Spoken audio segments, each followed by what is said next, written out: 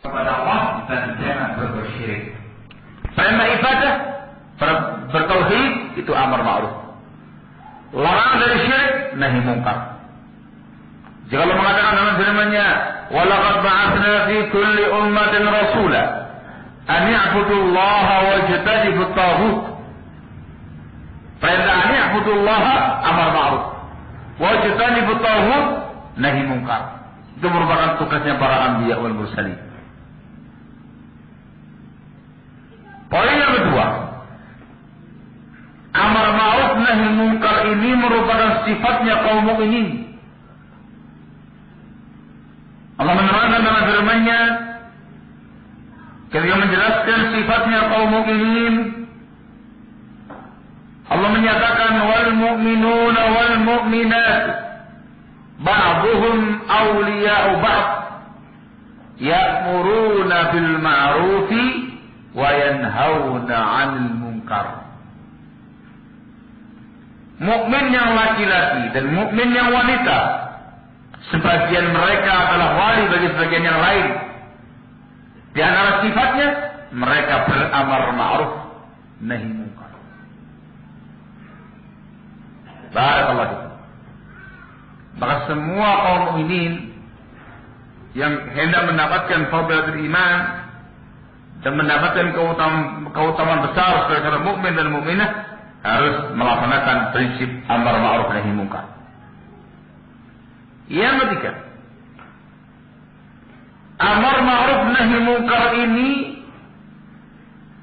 merupakan persyaratan utama kaum muslimin dan umat Islam menjadi khairu ummah, menjadi sebaik-baik umat. Allah mengatakan dalam firman-Nya di Ali Imran, "Kuntum khaira ummatin ukhrijat lin-nas." Kalian adalah sebaik-baik umat yang dikeluarkan untuk segenap umat manusia. Apa kriterianya? Ta'muruna bil ma'rufi wa tanhauna 'anil munkar wa tu'minuna billah. Kalian beramar ma'ruf nahi munkar dan beriman kepada Allah Subhanahu wa taala. Maka seorang mukmin, seorang muslim bisa menjadi khairu muslimin, sebaik-baik muslim, umat ini sebagai khairu ummah, ketentuannya adalah amar ma'ruf nahi munkar. Bahasa lainnya, dengan melaksanakan prinsip amar ma'ruf nahi munkar, seorang muslim akan menjadi muslim yang terbaik dan umat ini akan menjadi umat yang terbaik. Poin yang berikutnya,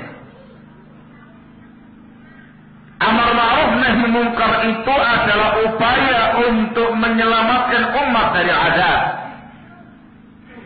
Amar ma'ruf nahi munkar itu merupakan upaya untuk menyelamatkan umat dari azab. Bahasa singkatnya, amar ma'ruf nahi munkar, upaya meredam azab. Disebutkan dalam sebuah hadis yang dikeluarkan oleh Imam Al-Bukhari dalam sahihnya dari sahabat yang mulia Nu'man bin Bashir radhiyallahu ta'ala anhuma. Rasulullah sallallahu alaihi wa ala alihi wasallam bersabda, "Mathalul qa'imi 'ala hududillah wal waqi'i fiha." Perumpamaan seseorang yang menegakkan hukum-hukum hak Allah dan perumpamaan orang yang terjatuh padanya, kamathali qaumin istahamu 'ala safinah. Diumpamakan seperti suatu kaum yang mengadakan undian untuk mendapatkan tempat di sebuah kapal. Kapal dek bawah, dek atas, diundi. Faqaba ba'dhum a'laha wa ba'dhum asfalaha. Maka sebagian mereka dapat dek atas, sebagian dapat dek bawah. Fakana alladhina fi asfaliha idza istaqaw min al-ma'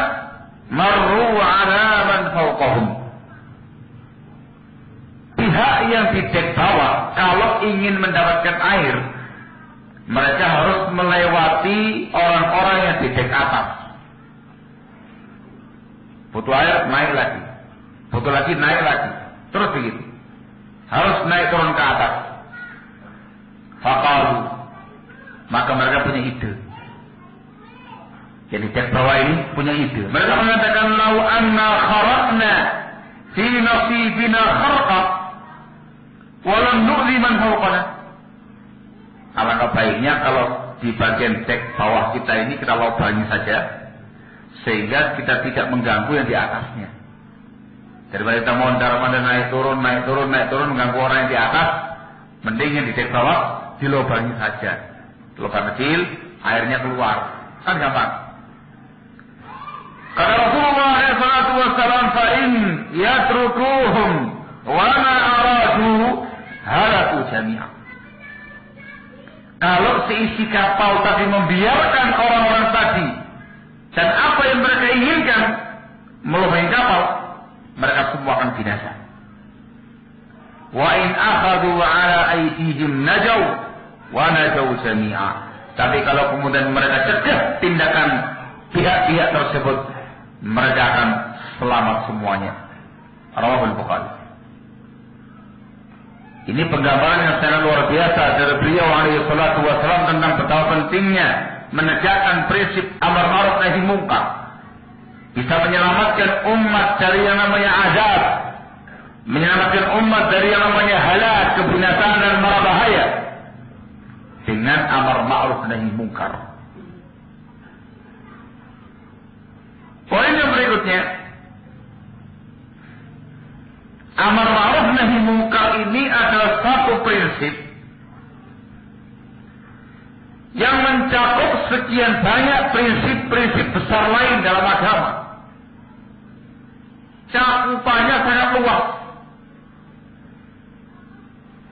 Di antara prinsip agama yang masuk pada amar ma'ruf nahi munkar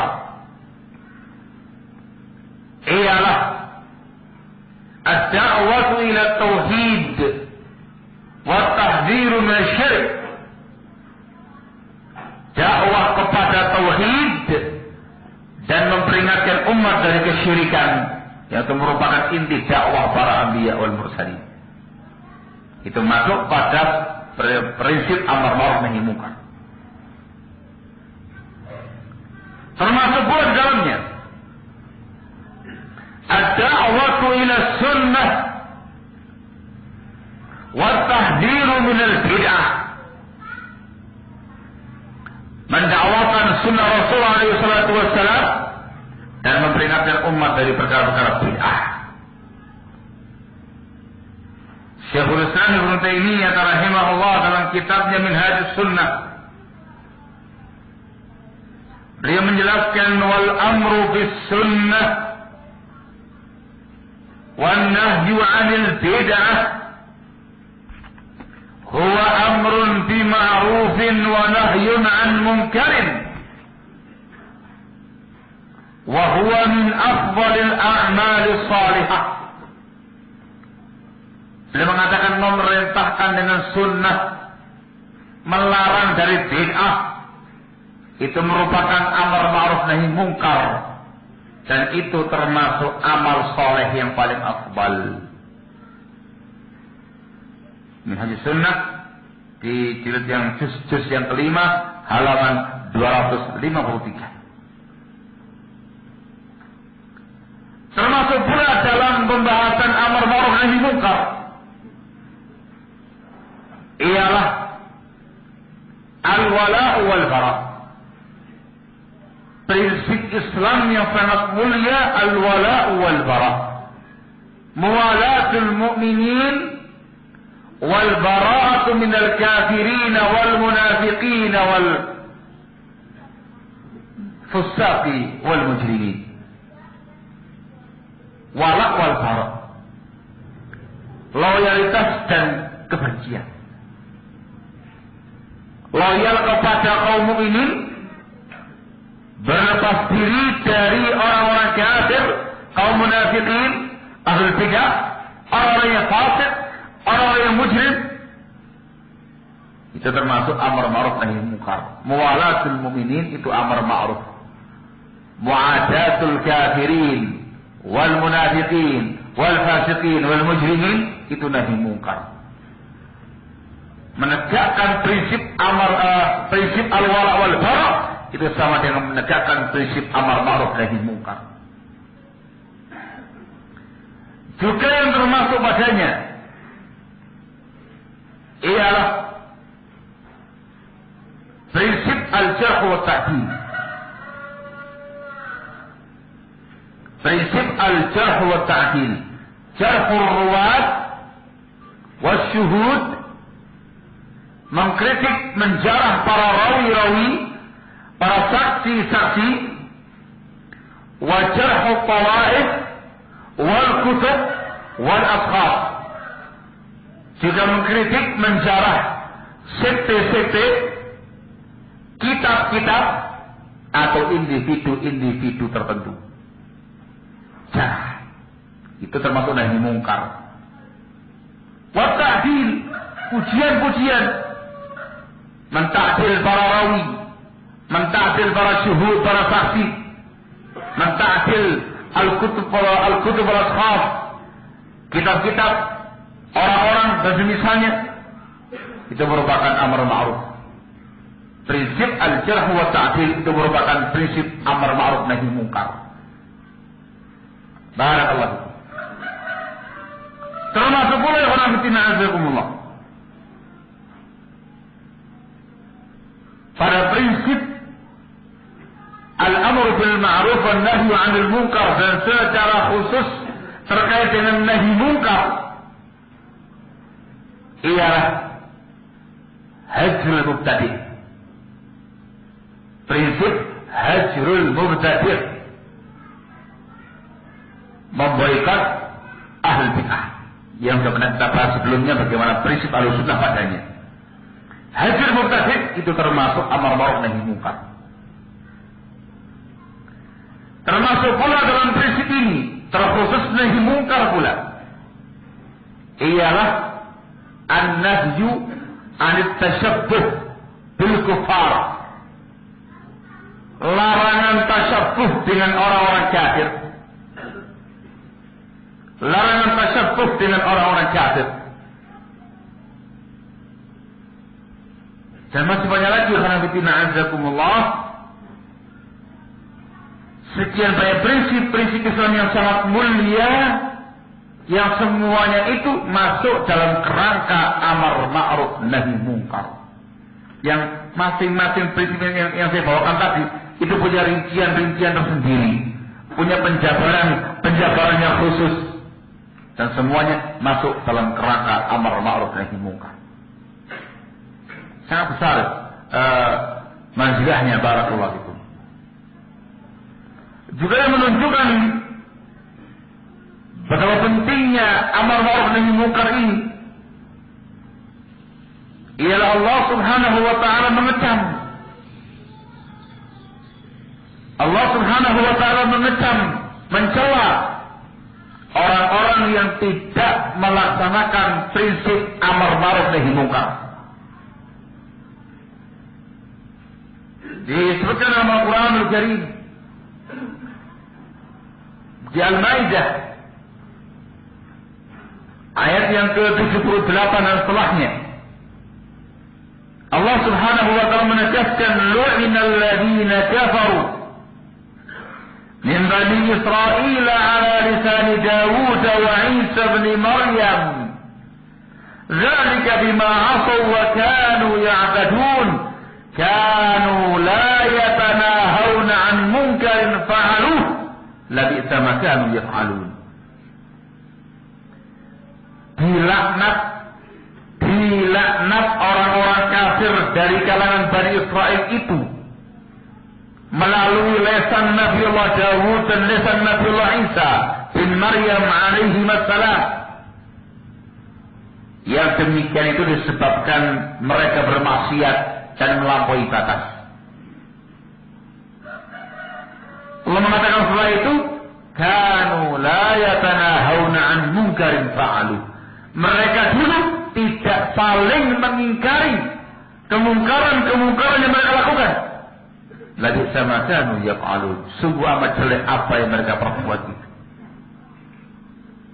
Ini ayat nas yang menegaskan barakallahu fikum salah satu sebab kafirnya Bani Israel, sebab dilaknatnya mereka oleh Allah ialah dikarenakan mereka tidak nahi mungkar. Tidak nahi mungkar.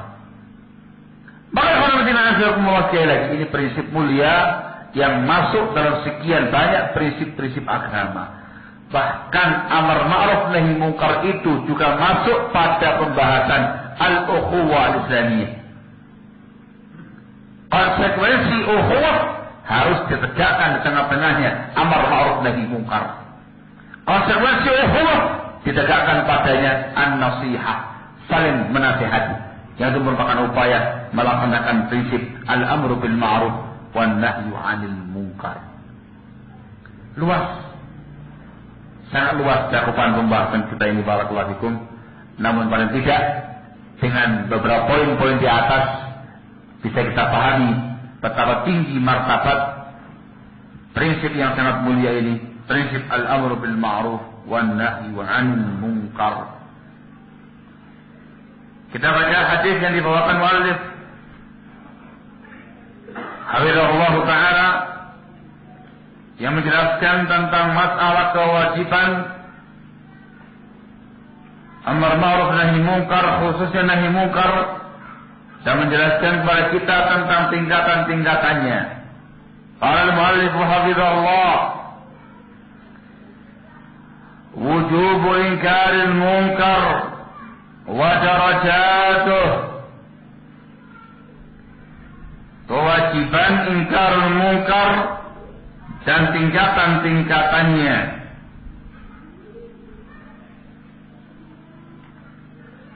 An Abi Sa'id radhiyallahu ta'ala anhu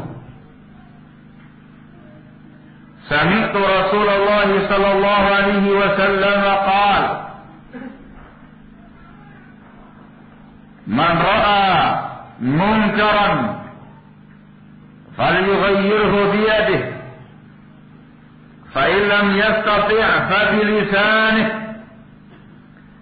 fa in lam yastati' fa biqalbihi wa dzalika adhaful iman. Rawahu Muslim. Dari Abu Sa'id Al-Khudri radhiyallahu anhu, dia berkata, aku pernah mendengar Rasulullah alaihi salatu wassalam bersabda, barang siapa yang melihat kemungkaran, maka hendaklah dia merubahnya dengan tangannya. Bila dia tidak mampu, maka dengan lisannya. Bila tidak mampu, maka dengan hatinya. Dan itu adalah selemah-lemah iman. Diriwayatkan oleh Imam Muslim dalam sahihnya.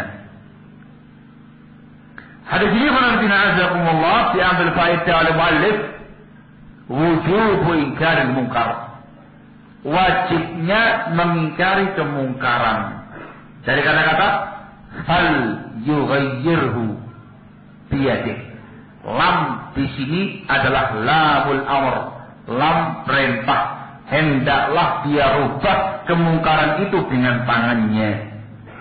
Hukum asal perintah adalah wajib. Baik, kewajiban ingkarul munkar ini fardu ain atau fardu kifayah? Jawabannya qanaatina azakumullah, hukum asal amar ma'ruf nahi munkar adalah fardu kifayah ittifaq. Dengan kesepakatan para ulama fardu kifayah. Dasarnya ialah ayat Allah Subhanahu wa taala di Ali Imran. Allah Subhanahu wa taala berfirman, "Wal takun minkum ummatun yad'una ila al-khairi wa ya'muruna bil ma'ruf wa yanhauna 'anil munkar wa ulaika humul muflihun." Allah mengatakan minkum, wal takun minkum, hendaklah ada dari kalangan kalian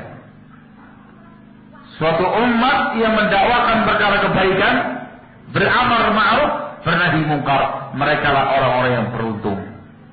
Kata-kata minkum litab'id, sebagian menunjukkan fardunya adalah fardu kifayah. Bila ada orang yang cukup yang melaksanakannya, maka gugur kewajiban dari yang lain.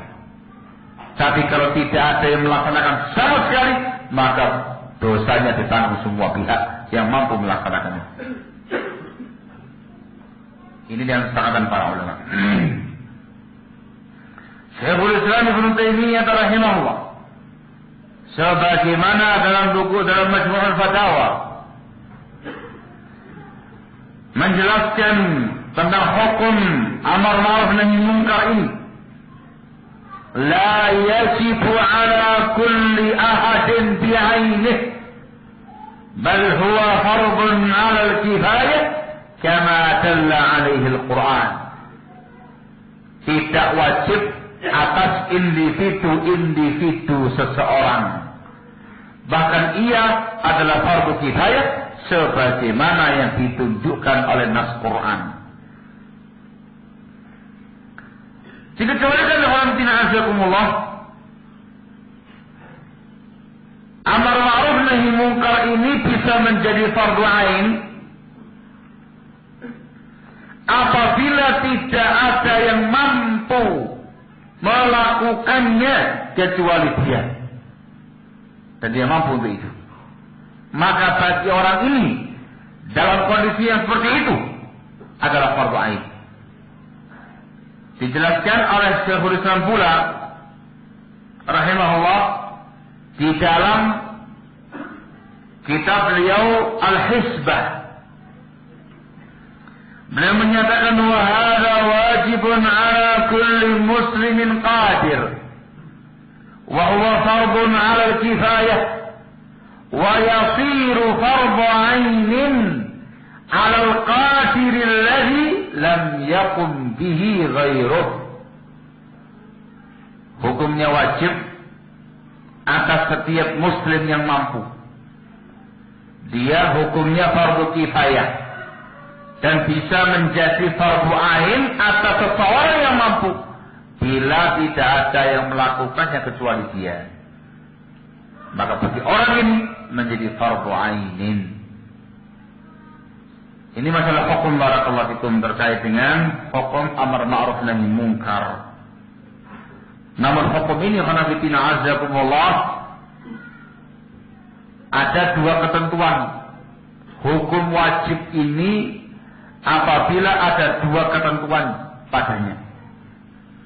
Yang pertama ialah al-qudrah. Qudrah, kemampuan untuk amar ma'ruf nahi munkar, terutama nahi munkar. Al-qudrah disebutkan oleh Syekhul Islam Ibnu Taimiyah. Beliau mengatakan fa inna manaqal wujud huwa al-qudrah. Keterkaitan kewajiban ini adalah kemampuan dia. Fayajibu ala kulli insanin bihasabi qudratih. Maka wajib atas masing-masing orang sesuai dengan kadar kemampuannya. Allah mengatakan fattaqullaha mastata'tum. Qudrah. Maknanya kalau tidak mampu, maka dia tidak bisa melaksanakan amar ma'ruf nahi munkar. Nanti akan dijelaskan tidak mampunya itu dalam bab apa. Ringkasnya, tidak mampunya ia tidak mampu dengan tangan atau tidak mampu dengan lisan, dan tidak mungkin tidak mampu dengan hati. Ya, tidak mampu itu hanya dua. Tidak mampu ingkar munkar dengan lisan atau tidak mampu ingkar munkar dengan tangan. Mustahil dia mengatakan tidak mampu dengan hati. Saya sih. Ketentuan yang kedua ialah adamul khasyah ala nafsih. Amar ma'ruf nahi munkar itu wajib selama dia tidak mengkhawatirkan kebinasaan dirinya. Tidak mengkhawatirkan kebinasaan dirinya. Maknanya kalau dia melaksanakan amar ma'ruf nahi munkar dan mengkhawatirkan binasanya diri dia, maka dia tidak melaksanakannya.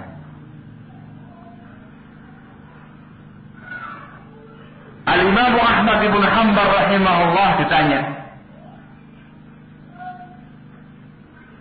ditanya tentang al-amir bil ma'ruf wan nahi 'anil munkar in khashiya. Ditanya tentang seseorang yang amar ma'ruf nahi munkar kalau mengkhawatirkan dirinya. Beliau menjawab, huwa wajibun alaih hatta yakhaf. Wajib atas dia untuk melaksanakan amar ma'ruf nahi munkar hingga dia merasa takut. Khauf itu masih ringan, takut. Terus laksanakan walaupun dia takut-takut. Fa idza khashiya ala nafsihi fala yaf'al. Tetapi kalau sampai pada tingkat mengkhawatirkan keselamatan dirinya, jangan lakukan. Jangan lakukan. Al-khasya ala nafsi ya ikhwan, al-khasya ala nafsihi bil halak.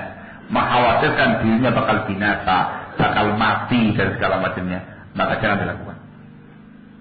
Artinya boleh bagi dia untuk menghentikan nahi mungkarnya. Itu disebutkan dalam kitab Al-Amr bil Ma'ruf wan Nahy 'anil Munkar karya Abu Bakar Al-Khallal rahimahullah. Baik, kemampuan dan tidak mengkhawatirkan dirinya binasa. Kemudian Allah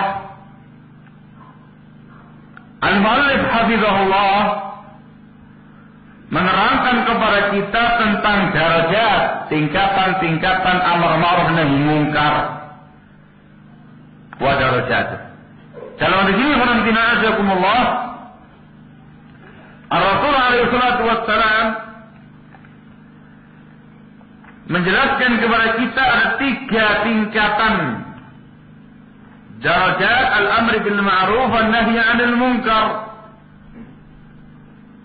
Tingkatan amar ma'ruf nahi munkar ada 3. Yang pertama ialah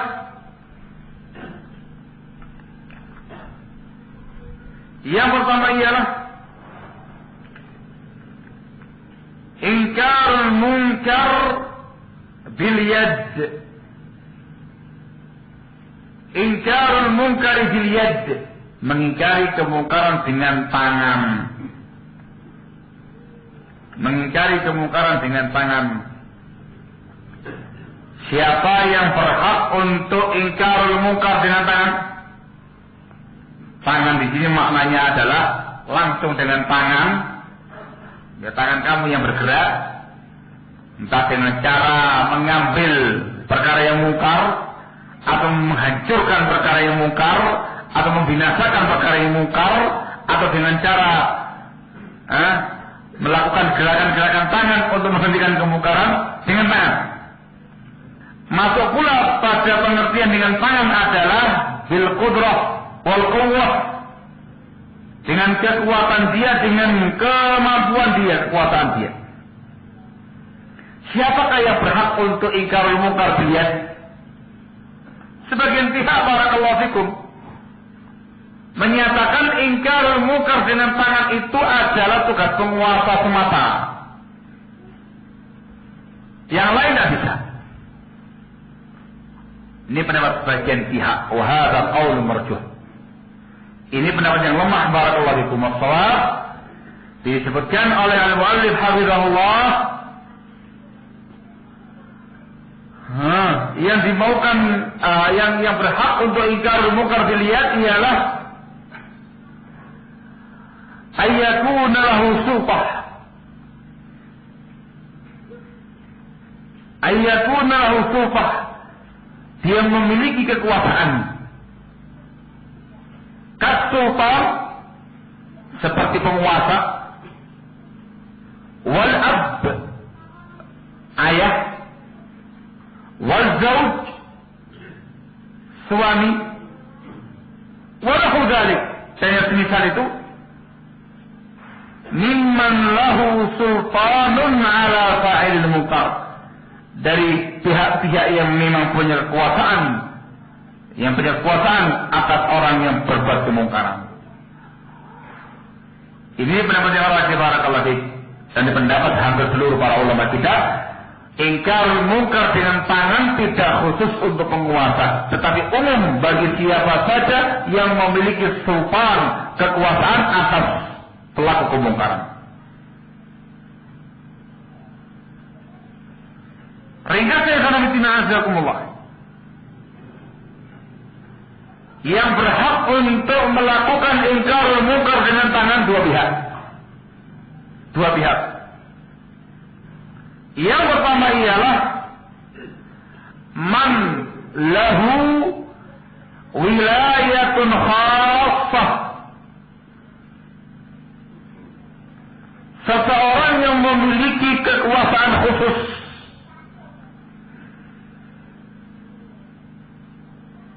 Masuk pada kategori ini ialah wilayatul ab ala auladih, kekuasaan seorang ayah pada anak-anaknya. Wa wilayatul zawj ala zawjatih, kekuasaan seorang suami atas istri-istrinya.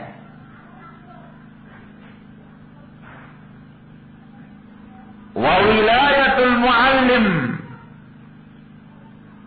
ala tulladih, dan kekuasaan seorang pendidik, seorang pengajar atas anak-anak didiknya. Dan yang semisal itu dari pihak-pihak yang memang memiliki kekuasaan terbatas khusus. Yang kedua, man lahu wilayatun ammah, seseorang yang memiliki kekuasaan umum, seperti wilayatul imam al-ra'iyah,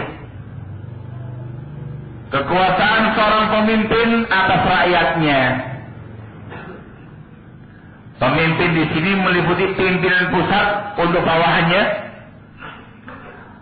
meliputi pimpinan wilayah untuk bawahannya, pimpinan daerah untuk bawahannya, pimpinan suku kecamatan untuk bawahannya, pimpinan suku desa untuk bawahannya.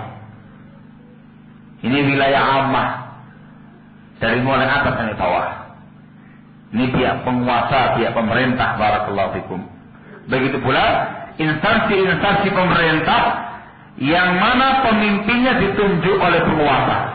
Maka pemimpin masing-masing instansi tersebut merupakan seseorang yang memiliki wilayah ammah, wilayah umum atas bawahan masing-masing. Barakallahu fikum. Ini yang berhak untuk mengingkari kemungkaran dengan tangan. Imma wilayah khassah wa imma wilayatun ammah. Barakallahu fikum. Nah, ya kan, mengingkari dengan tangan itu dengan perbuatan secara langsung. Barakallahu fikum.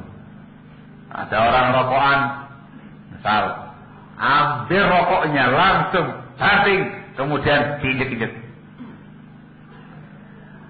Orang lagi minum minuman keras, ambil botolnya, pecahkan botolnya, tangkap pelakunya.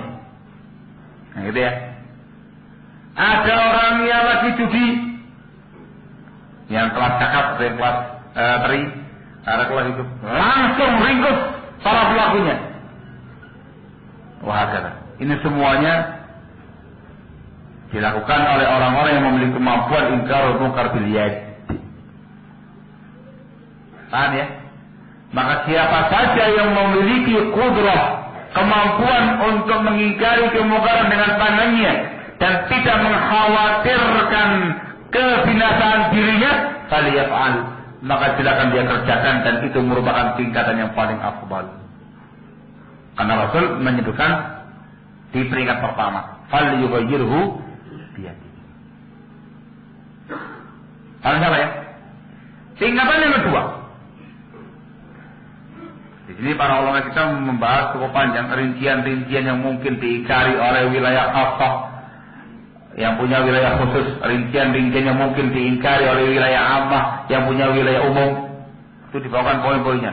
Kemungkaran ini kepanjangan. Waktunya udah mau habis. Ikhtisar saja. Daripada antum ada gambaran. Tingkatan yang kedua ialah ingkarul munkar bil lisan. Ingkarul munkar bil lisan, mengingkari kemungkaran dengan lisan, yakni dengan ucapan.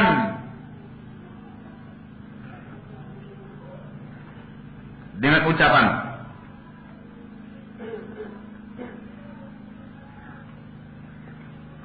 Yang berhak untuk melakukan ingkarul munkar dengan lisan, barakallahu fikum, ialah pihak yang dibawakan di atas.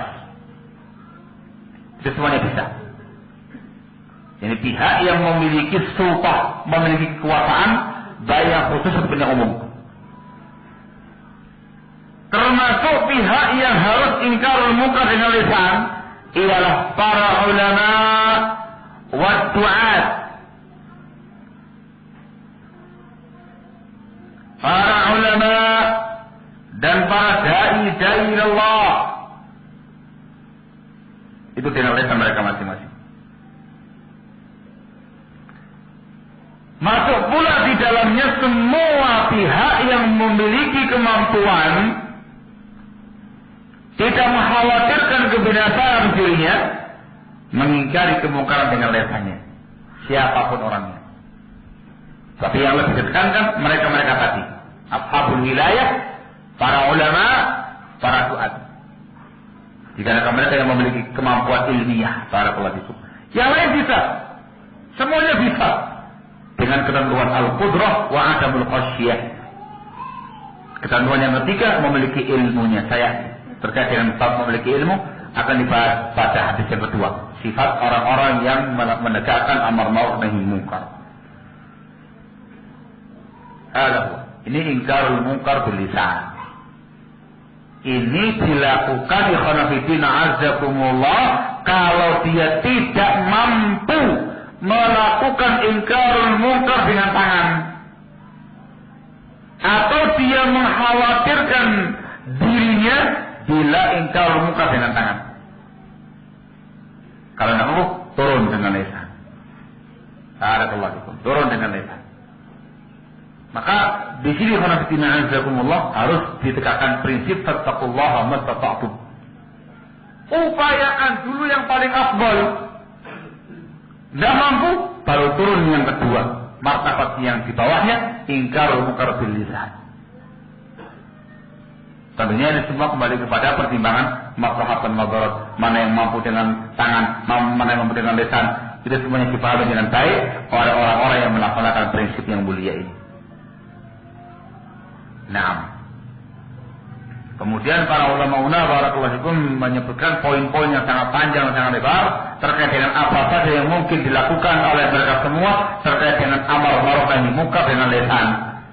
Semuanya dirangkum dalam pembahasan dakwah. Mendakwakan perkara kebaikan, melarang dari perkara yang munkar. Dakwah itu merupakan amar ma'ruf nahi munkar bil lisan. Yang saya bawakan tadi, dakwah ila tauhid, tahdzir min syirik, dakwah ila sunnah, tahdzir min al-bidah, al-wala' wal bara', hajar mubtadi' dan segala macamnya.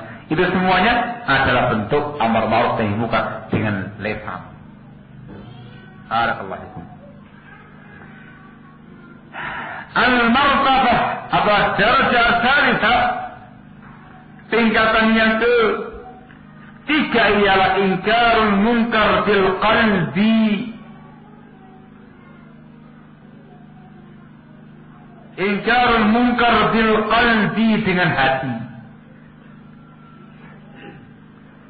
Ini tingkatan yang paling terakhir barakallahu fikum. Ketika dia sudah tidak lagi mampu untuk melakukannya dengan tangan, juga dengan lisan, maka yang terakhir kalinya adalah dengan hati.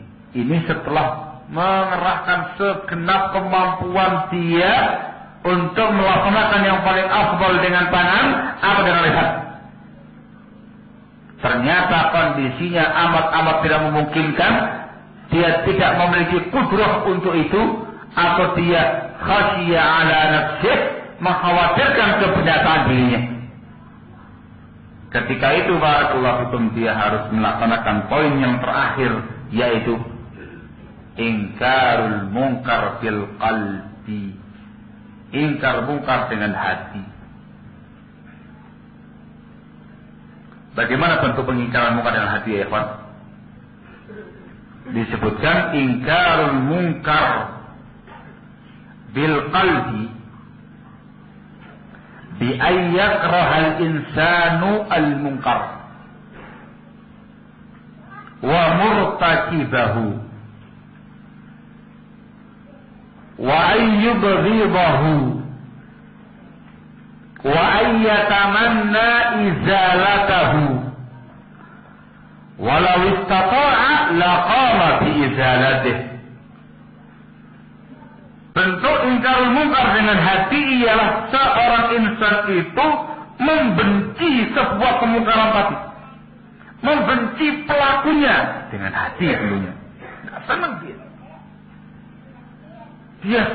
dia marah, dia benci kemungkaran tadi dan pelakunya dengan hati. Hatinya sangat benci. Dan dia berangan-angan untuk bisa menghilangkannya. Kalau seandainya dia mampu menghilangkannya, akan dia kerjakan. Barakallahu dengan al-bughd wal karaha, dengan kebencian. Yang dibenci ialah perbuatan mungkarnya dan pelakunya. Juga diwujudkan dengan adamur ridha, tidak meridhai kemungkaran tadi. Barakallahu. Ini semuanya adalah ingkarul munkar fil qalbi. Untuk ingkarul munkar dengan hati, barakallahu fikum, tidak mungkin gugur apapun dan bagaimanapun kondisinya. Tidak mungkin gugur. Walaupun satu dunia semuanya menyimpan, hanya Anda seorang diri yang benar, tetap tidak ada yang namanya gugur nahi munkar dengan hati. Kenapa? Dikarenakan hati tidak ada yang maksa. Tidak ada paksaan terkait dengan perkara hati. Disebutkan oleh Syekhul Islam Ibnu Taimiyah rahimahullah, kama fil fatawa, ketika menjelaskan tentang masalah riwayat di atas. Beliau mengatakan wadzalika yakunu taratan fil qalbi wa taratan bil lisan wa taratan bil yad. Amar ma'ruf nahi munkar atau nahi munkar terkadang dengan hati, terkadang dengan lisan, terkadang dengan tangan. Beliau mengatakan fa ammal qalbu fayajibu bi kulli hal. Adapun dengan hati maka wajib dalam semua keadaan. La darara fi fi'lih, sebab tidak ada mara bahaya, tidak ada kemadaratan dalam melaksanakan ingkar munkar dengan hati.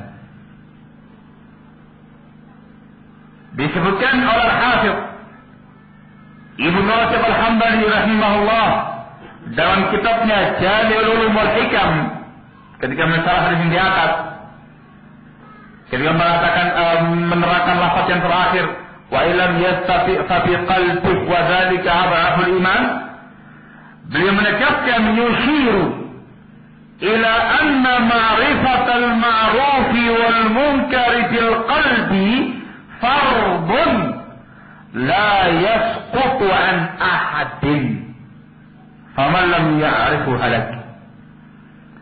Lafaz hadis itu mengisyaratkan bahwasanya mengetahui perkara yang ma'ruf, mengetahui perkara yang mungkar itu merupakan dengan hati, mengetahui perkara yang ma'ruf dan mengetahui perkara yang mungkar dengan hati itu perkara fardu yang tidak gugur dari siapapun. Maka barang siapa yang tidak bisa mengenal ma'ruf dan mungkar dengan hati, maka dia telah binasa. Maka dia telah binasa. Allah, apapun kondisinya, bagaimanapun keadaannya, siapapun orangnya, kita semuanya wajib ingkar munkar bil qalbi. Dari sini tidak mungkin amar ma'ruf nahi munkar itu gugur kewajibannya.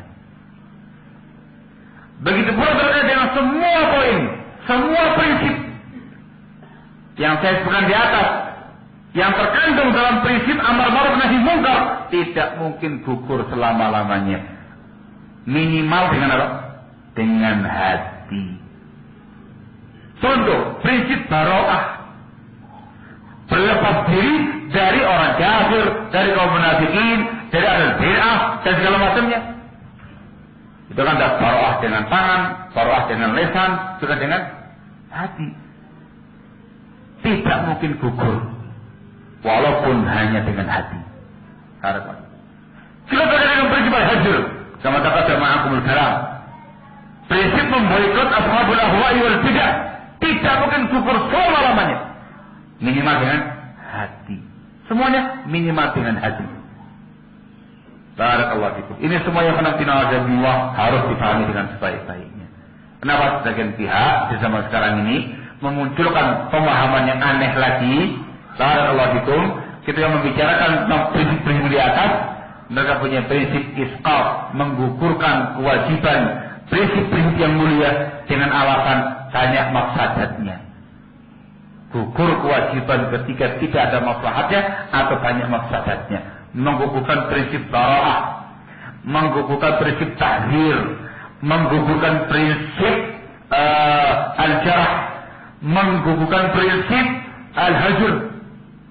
Semua digugurkan oleh mereka dengan alasan tidak bermanfaat atau maslahatnya kurang besar di zaman sekarang ini, dikarenakan ahli sunnah minoritas dan dikarenakan ashabul ahwa'i wal bidah mayoritas. Maka gugur prinsip ini semuanya dan menggunakan prinsip ta'lif. Ada muhdath, itu merupakan pemahaman yang muhdath, pemahaman yang bid'ah barakallahu fikum yang dimunculkan oleh sebagian pihak di era sekarang ini. Tandadihu. Perhatikan baik-baik. Dengan yang Allah tidak mungkin gugur dengan hati. Atau apa? Disebutkan dalam hadis wadzalika adhaful iman. Dan itu adalah selemah-lemah iman. Disebutkan dalam lafaz yang lain walaisa wara'a dzalika minal imani habbatu khardal. Dan tidak ada di balik itu sebiji khardal pun dari keimanan. Kalau saya sampai tidak bisa mengetahui yang mungkar dengan hatinya, tidak bisa ingkar mungkar dengan hatinya, maka iman dia sangat-sangat tipis, sangat-sangat kecil. Ada yang mengatakan kafir, ada yang mengatakan masih mukmin, tadi di jurang pintu kekufuran. Barakallahu fikum. Wallahul musta'an, wala haula wala quwwata illa billah. Hadhihi darajatuh. Ini berlaku untuk semua pihak, baik yang memiliki wilayah khusus, atau memiliki wilayah umum, atau para ulama, atau para duat, atau siapapun orang-orang yang terjun dalam prinsip nahi mungkar. Ini prinsipnya.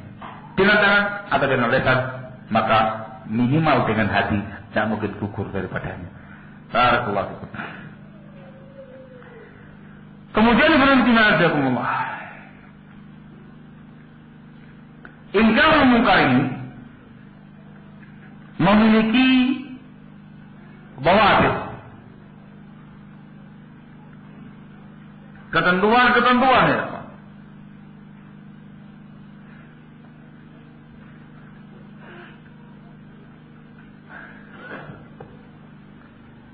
Yang pertama,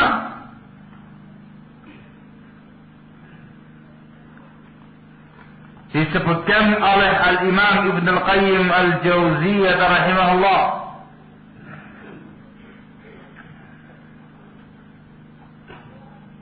di dalam kitab beliau I'lamul Muwaqqi'in, khusus terkait dengan bab ingkarul munkar.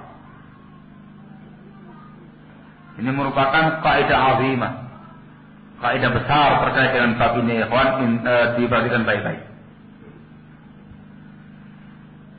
Beliau menyatakan dalam bukunya I'lamul Muwaqqi'in, Fa'inkarul munkari arba'u darajat. Mengingkari kemungkaran itu ada 4 tahapan, 4 tingkatan. Al-ula, yang pertama ialah ayyazula wa yakhlufahu bidduh. Dia mengingkari kemungkaran dan kemungkaran itu hilang, sirna. Kemudian digantikan oleh lawan dari kemungkaran tadi. Ini digantikan oleh perkara ma'ruf, lawan dari kemungkaran tadi. Ini yang pertama. Asalnya yang kedua kata beliau, ayyakilla wa illam yazul bijumlatihi. Kemungkaran itu mengecil, berkurang banyak, walaupun tidak sirna secara keseluruhan. Jadi kamu ingkari, berkurang, mengecil, menipis, walaupun dah hilang secara keseluruhan. Asalnya itu ya, asalnya satu yang ketiga. Ayyakhlufahu ma huwa mithluh. Engkau mengingkari kemungkaran dan digantikan oleh kemungkaran yang semisal. Jadi kamu mengingkari kemungkaran A, muncul kemungkaran B yang semisal. Mengingkari kemungkaran yang B, muncul kemungkaran C yang semisal. Yang ketiga, ar-rabi'atu yang keempat, ayyakhlufahu ma huwa syarrun minhu. Kemungkaran tadi digantikan oleh kemungkaran yang lebih jelek, yang lebih jahat lagi. Yang kau mengingkari kemungkaran dengan tindakan Anda tadi ternyata menggantikan, memunculkan kemungkaran lain yang lebih besar, yang lebih mengerikan. Beliau mengatakan fad-darajatanil ulayani masyru'atan. Tingkatan pertama dan kedua disyariatkan. Wasalisatu maudhu' ijtihad. Tingkatan yang ketiga itu tempat ijtihadnya para ulama. Warabi'atu muharram. Sementara tingkatan yang keempat hukumnya haram. Haram bagi Anda yang ingkar mungkar ketika itu. Makanya para hadirin azakumullah, di dalam melaksanakan dan menerapkan khususnya ingkar mungkar, harus memperhatikan 4 prinsip ini. Dilihat, apakah ingkar mungkar itu bisa membuat sirna kemungkaran tadi? Muncul setelah itu kema'rufan? Kalau iya, wajib ingkar mungkar. Apakah ingkar mungkar tadi bisa mengurangi kemungkaran yang ada, walaupun tidak hilang secara keseluruhan? Kalau iya, wajib ingkar mungkar. Kalau mengingkari kemungkaran A, ternyata muncul kemungkaran B yang semisal, dipertimbangkan. Pertimbangan maslahat dan madaratnya. Diingkari, tidak, diingkari, tidak, diingkari, tidak. Itu butuh kajian dan musyawarah untuk melakukannya. Tetapi kalau Anda mengingkari sebuah kemungkaran dan ternyata memunculkan mungkar yang lebih besar, maka haram bagi Anda untuk mengerjakan ingkar mungkar. Kalau Anda kerjakan juga, maka ingkaru kalil munkari mungkaru. Tindakan kamu yang ingkar mungkar dengan poin yang keempat tadi adalah kemungkaran juga. Justru kamu ini yang harus diingkari. Dikarenakan kamu melaksanakan ingkar mungkar dan memunculkan kemungkaran yang lebih besar. Barakallahu fikum. Dicontohkan oleh beliau rahimahullah, idza kana ar-rajulu mushtaghilan bi kutubil mujun wa nahwiha. Misal ada seseorang yang senang gandrung dengan buku-buku porno atau yang semisalnya.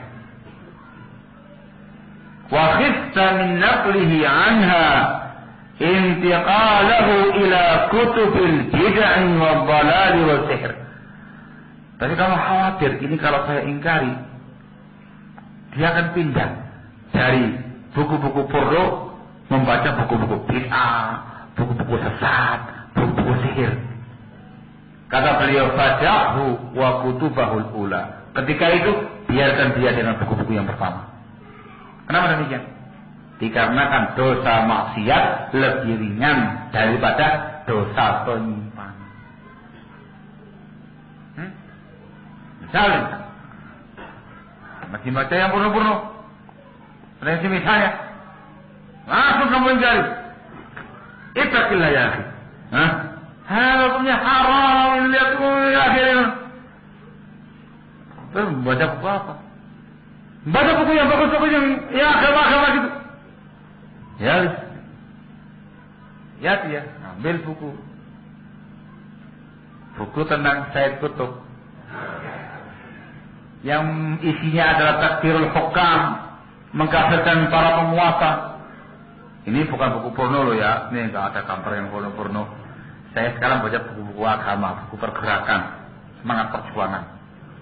Baca, semangat dia. Ternyata yang dia baca bukunya Sayyid Qutb. Maka tindakan kamu tadi, barakallahu fikum, yang mengingkari dia membaca buku-buku porno yang berakibat dia membaca buku-bukunya Sayyid Qutb, itu perkara yang diharamkan. Itu kalau betul-betul khawatir, maka tindakan antum saat itu tidak tepat, tinggal mungkarnya. Kalau khawatir ya, tapi jangan sok-sok khawatir. Jangan mengajak orang baca buku porno, adiknya baca buku porno, biar aja baca buku porno. Kok dibiarkan? Daripada nanti dia dilarang baca buku porno, tahu-tahu baca bukunya Sayyid Qutb, itu kata aku. Ya, itu namanya sok-sok takut, itu namanya dia tidak demikian. Itu diketahui dari tajrubah, pengalaman selama ini. Mengetahui dari wataknya orang tersebut. Mengetahui dari indikasi-indikasi yang ada. Ini kalau saya ingkari dari perkara maksiat ini, pindah dia pada perkara yang bid'ah. Ketika itu biarkan. Itu indikasi. Dicontohkan yang lain seperti perbuatan Syekhul Utsaimin Ibnu Taimiyah rahimahullah. Ketika beliau dengan murid-muridnya pada waktu penyerangan Tatar ke bumi Syam, beliau dengan murid-muridnya lagi jalan-jalan dalam mendapati pasukan Tatar yashrabun al-khamr. Pasukan Tatar itu kan mengaku muslim, mereka minum khamr, mabuk-mabukan. Murid-muridnya beliau langsung reaksi, mau diingkari. Maka beliau juga, jangan diingkari.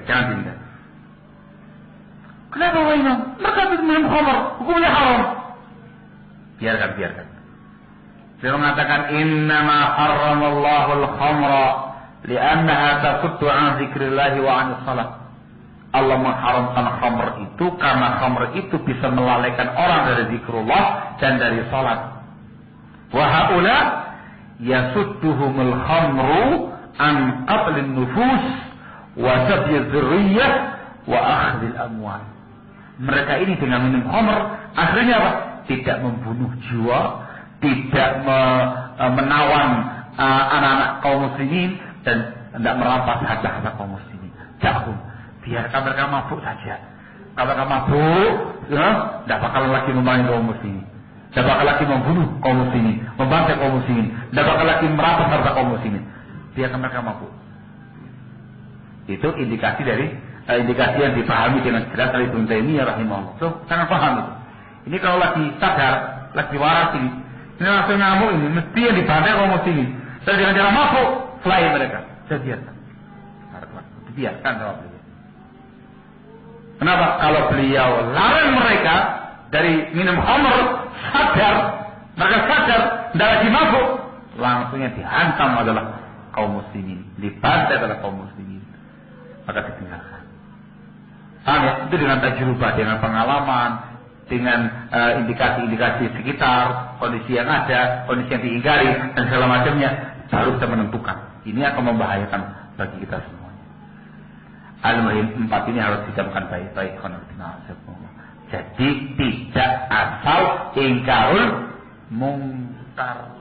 Lihat-lihat tempatnya, lihat-lihat waktunya, lihat-lihat orangnya, lihat-lihat siapa kita, lihat semuanya. Dengan 4 tadi ketentuannya harus mempelajari betul 4 tadi. Pertama, kedua disyariatkan, yang ketiga dipertimbangkan, yang keempat diharamkan. Jangan sampai terjatuh pada perkara yang haram dengan ingkarul mungkar kamu tadi.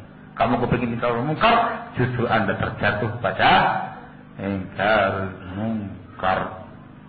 Keluar.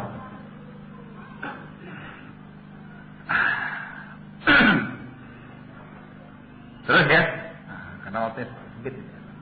Zuhur jam 12 kan? Hah? Iya, jam berapa zuhur ini? Hah? 12 kurang? Dibikin jam 12 dengan nama-nama. Kita baca hadis yang kedua. Qala al-muallif hafizahullah, isti'malur rifqi fi inkaril munkar, menggunakan kelembutan di dalam mengingkari kemungkaran. Ar-rifqu biddul 'unuf. Ar-rifq itu lawan dari al-'unuf. Al-'unuf itu kekerasan, pengisan. Maknanya, mana rifqu ialah layyinul jadid fil qawli wal fi'l. Lembut dalam berucap dan berbuat. Itu rifqun. Dhabitnya, ketentuannya kata para ulama, kelembutan berucap dan berbuat ialah al-akhdhu bi ahsanil umuri wa aisariha wifqa syara'. Al-akhdhu bi ahsanil umuri wa aisariha wifqa syara'. Mengambil perkara yang terbaik dan yang termudah sesuai dengan bimbingan syariat. Dari ucapan yang ada diambil ucapan yang terbaik, yang termudah, yang terhalus sesuai dengan syariat. Perbuatan diambil tindakan yang paling baik, yang paling bagus, yang paling mudah sesuai dengan syariat. Itu namanya rifqun. Kata-kata yang terbaik dan terbagus sesuai syariat itu jangan dikira halus-halus terus. Nah, dikatakan yang dibahas sekarang terbaik sesuai dengan syariah. Apa yang dikatakan syariat terbaik, itulah namanya rifqun. Ada apa? Hah? Apa ini? Apa penjelasannya? Ahlussunnati wal jamaah di dalam pembahasan ingkarul munkar memiliki 2 uslub. Difahmu hal. Memiliki 2 uslub, 2 cara, 2 metode. Yang pertama ialah uslubur rifqi wal lin. Metode kelemah lembutan dan kehalusan. Yang kedua, uslubus syiddah wal ghilbah. Metode tegas, lugas. Ada ya? 2, enggak cuma 1. Kullun fi mawdi'ihi, masing-masingnya pada tempatnya.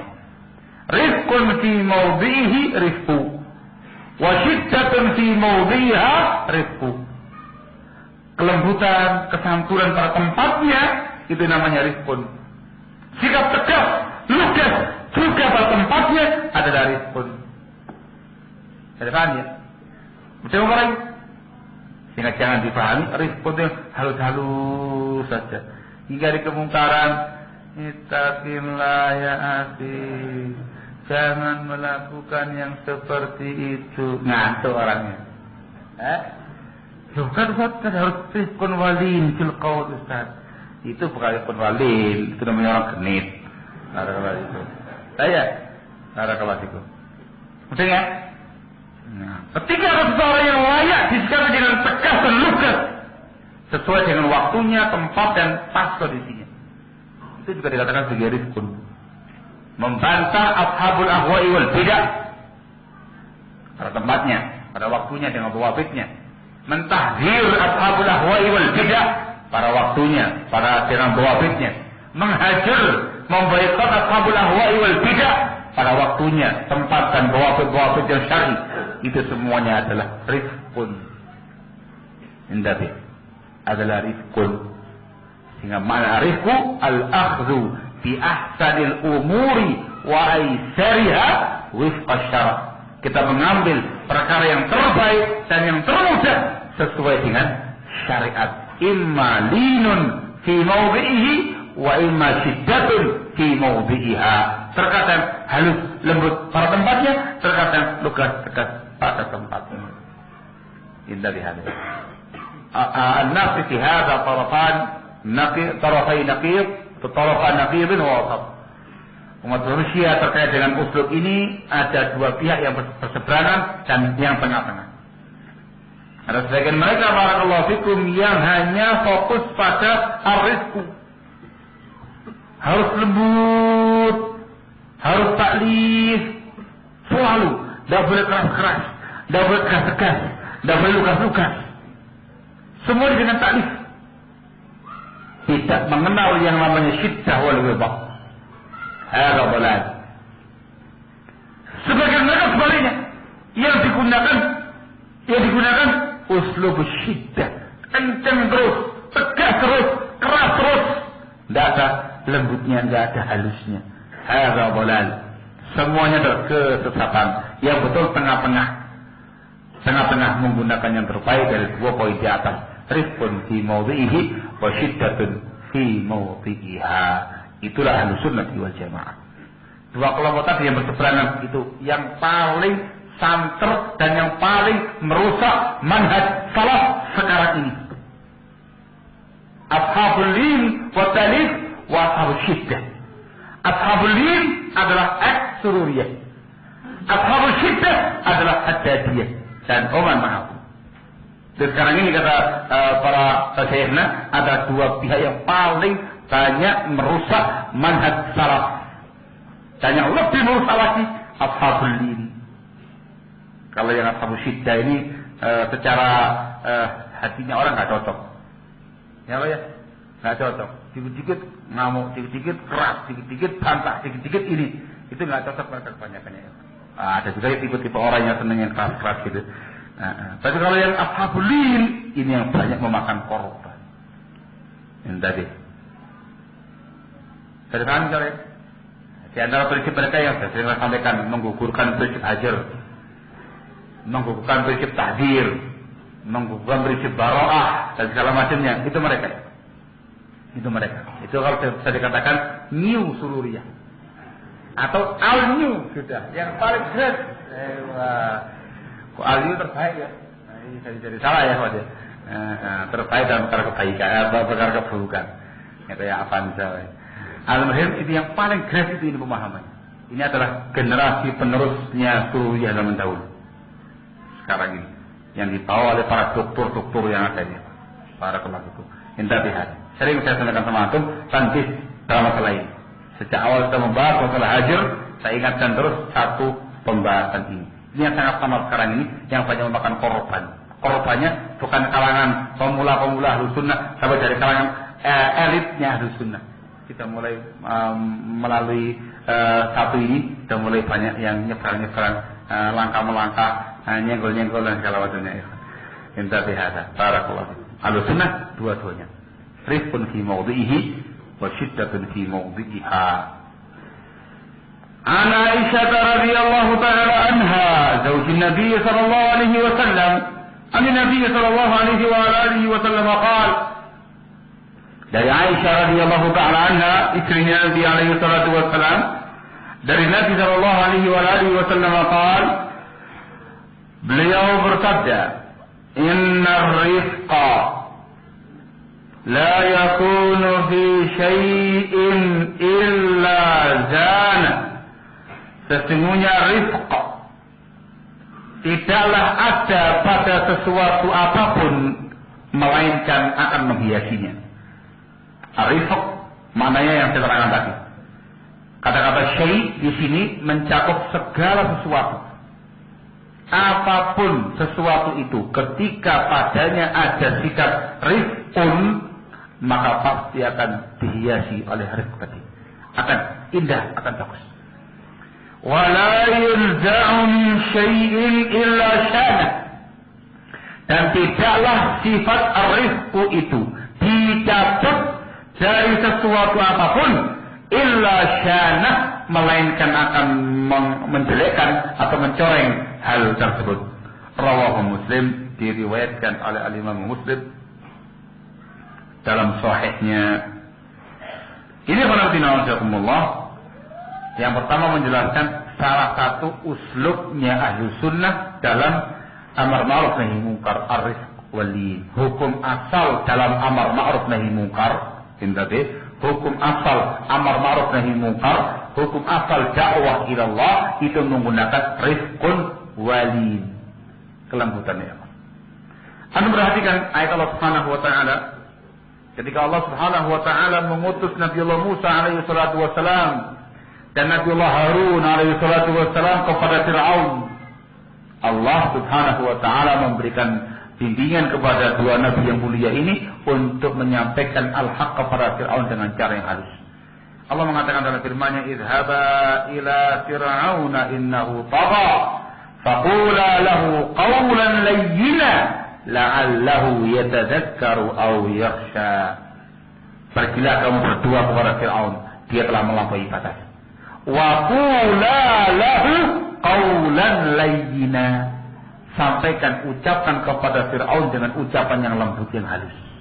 La'allahu yatadhakkaru aw yakhsha, mungkin dia mau ingat atau dia takut. Fir'aun, manusia yang paling kafir, tetap dalam mendakwai dia, hukum asalnya menggunakan apa? Menggunakan ar-rifq wal-lin. Ketika sudah tidak mempan, yang turun adalah siksaan dan azab. Barakallahu. Begitu pula ketika Allah Subhanahu wa taala memberikan bimbingan pada Rasulnya alaihi salatu wassalam, Nabi kita Muhammad. Allah mengatakan dalam firman-Nya di Ali Imran, "Fabima rahmatin minallahi linta lahum. Walau kunta faddan ghalidhal qalbi lan faddu min hawlik." Maka dengan rahmat Allah Subhanahu wa taala, engkau wahai Rasul bersikap lunak lembut kepada mereka. Kalau seandainya kamu tuh orang yang ucapannya kasar, hatinya kaku, niscaya mereka akan lari dari sisimu. Barakallahu. Ini menunjukkan Allah, dakwah para anbiya wal mursalin, dakwah Nabi kita Muhammad alaihi salatu wassalam itu menggunakan uslub rifqi wal lin, itu merupakan hukum asal. Dan tidak menafikan uslub syiddah wal ghilzah. Dikarenakan dalam sekian banyak ayat, sekian banyak hadis, Allah Subhanahu wa taala memerintahkan Rasulnya alaihi salatu wassalam untuk bersikap tegas, lugas kepada orang-orang yang berhak mendapatkannya. Kaum kufar, kaum munafiqin, ashabul ahwa'i wal bidah, kaum fujjar, al-fasiqin, al-mujahirin, yang terang-terangan dengan kefasikan dan tindakan dosa besarnya. Kita semuanya sikap dengan sikap yang syiddah wal ghilzah, dengan bawabit-bawabitnya. Kemudian hadis ini juga menjelaskan kepada kita tentang sifat, kriteria seseorang yang hendak melakukan amar ma'ruf nahi munkar. Ada sifat-sifat. Sifat yang pertama ini, yang bukan dalam hadis ini, ar-rifq, rafiq. Barakallahu fikum. Sehingga orang yang melaksanakan prinsip amar ma'ruf nahi munkar dan prinsip-prinsip yang dicakup di dalamnya, itu harus pandai-pandai menentukan uslubnya. Kapan dia harus rifqun walin, kapan dia harus syiddah wal ghilzah. Dia harus bisa lin, lunak, lembut pada waktunya, tempat dan orang-orangnya. Dia juga bisa ghilzah, tegas, lugas pada waktunya, tempat dan orang-orangnya. Tidak melulu lunak, tidak selalu tegas dan kasar, tapi dengan waktunya masing-masing. Sifat yang kedua ialah al-ilm. Harus memiliki ilmu.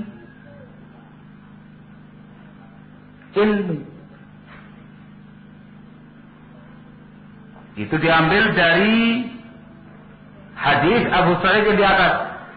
Hadis pertama yang kita baca. Man ra'a munkar. Barang siapa yang melihat perkara mungkar. Dia melihat mungkar dan dia tahu itu mungkar. Ru'yah di sini meliputi ru'yah basariyah, memandang langsung kemungkaran tadi, juga memiliki makna ilm, mengetahui adanya kemungkaran. Barakallahu. Barakallahu. Al-ilm harus memiliki ilmu.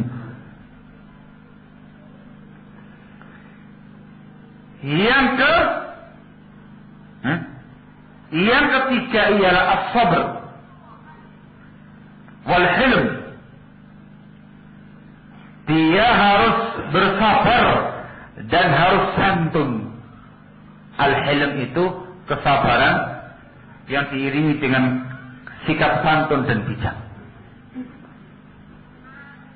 Disebutkan oleh Syekhul Islam Ibnu Taimiyah rahimahullah sebagaimana dalam Fatawa ketika beliau menjelaskan tentang sifat-sifat orang yang melaksanakan amar ma'ruf nahi munkar, wala budda an yakuna haliman saburan 'ala al-adha. Dia harus orang yang halim, yang hilm dan penyabar atas segala gangguan-gangguan yang ada. Fala budda an yahsul lahu adha, sebab dia pasti akan mendapatkan rintangan dan gangguan. Fa in lam yahlim wa yasbir kana ma yufsidu akthar mimma yuslih. Kalau dia tidak memiliki hilm, tidak memiliki kesabaran, maka yang dia rusak lebih banyak daripada yang dia perbaiki. Sebagaimana Luqman Al-Hakim berkata pada putranya, wa'mur bil ma'rufi wanha 'anil munkar wasbir 'ala ma asabak. Perintahkan yang ma'ruf, larang yang munkar. Dan beliau mengatakan wasbir 'ala ma asabak. Dan sabarlah atas rintangan-rintangan, gangguan-gangguan yang menimpa kamu ketika engkau melaksanakan amar ma'ruf nahi munkar. Fala budda min hadhihi salat. Harus ada tiga ini. Beliau menerangkan lagi, Ibnu Taimiyah rahimahullah menerangkan lagi. Fala budda min hadhihi salat. Al-ilm wa rifq wa sabr. Seseorang yang menegakkan prinsip amar ma'ruf nahi munkar harus memiliki tiga ini. Ilmu, rizqun, sabar. Al-ilmu qabla al-amri wal nahi. Wa rizqu ma'ahu wa sabru ba'dahu. Kalau ilmu harus dia miliki sebelum memerintah dan melarang. Dia harus tahu ma'ruf itu apa, perkara yang baik itu apa. Dia harus tahu apa itu perkara mungkar. Dia tahu ini ma'ruf, ini mungkar, sehingga dia perintahkan yang ma'ruf dan dia larang dari perkara mungkar dengan dasar ilmu. Sebelum itu dikhawatirkan kalau nggak punya ilmu, yang ma'ruf dikatakan mungkar, yang mungkar dikatakan ma'ruf. Ada apa? Warizqu ma'ahu. Sementara sifat rizqun itu bersamaan dengan tindakan dia amar ma'ruf nahi munkar. Di saat dia melakukan amar ma'ruf nahi munkar disertai dengan sikap rizqun, kadang lembut pada waktu dan tempatnya, kadang tegas pada waktu dan tempatnya. Wasabru ba'da. Sementara kesabaran itu setelah melaksanakan amar ma'ruf nahi mungkar, dia harus siap menerima apapun resikonya, cemoohan, lecehan, celaan, caci makian, gangguan, rintangan, hadangan, permusuhan dan segala macamnya harus dia tanggung semua dengan penuh kesabaran dan al-hilm. Barakallahu fikum. Kemudian beliau membawakan asar sebagian salaf. Perkataan sebagian salaf, la ya'mur bil ma'rufi وينهى عن المنكر إلا من كان فقيها فيما يأمر به فقيها فيما ينهى عنه رفيقا فيما يأمر به رفيقا فيما ينهى عنه حليما فيما يأمر به haliman bima yanha anhu. 3. Tidak boleh melaksanakan prinsip amar ma'ruf nahi munkar kecuali orang yang faqih, yang memiliki fikih, yang memiliki ilmu tentang apa yang diperintahkan, memiliki fikih ilmu tentang apa yang dia larang. Dan biasanya seorangnya rafiq yang rifqun pada apa yang diperintahkan, rifqun pada apa yang dia larang. Dia juga halim, sabar dan bijak pada apa yang diperintahkan, sabar dan bijak pada apa yang dia larang. Harus punya ilmu, rifqun, as-sabr wal hilm. Ini ya, yang harus ada padanya. Kalau 3 ini ada pada seseorang, maka insya Allah lebih banyak memperbaiki daripada merusak. Inilah yang dibutuhkan oleh umat sekarang ini terkait dengan proses amar ma'ruf nahi munkar. Ilmun, rifqun, wa hilm. Barakallahu. Maka masing-masing kita harus berupaya mewujudkannya sekuat tenaga pada kita masing-masing yang berupaya untuk menjalankan prinsip amar ma'ruf nahi munkar. Dan insyaallah pada pertemuan habis zuhur diteruskan kembali hal-hal yang mungkin disampaikan terkait dengan bab ini. Cukup sekian untuk sementara ini. Subhanaka wa bihamdik asyhadu an la ilaha illa anta astaghfiruka wa atubu ilaik. Fadhlu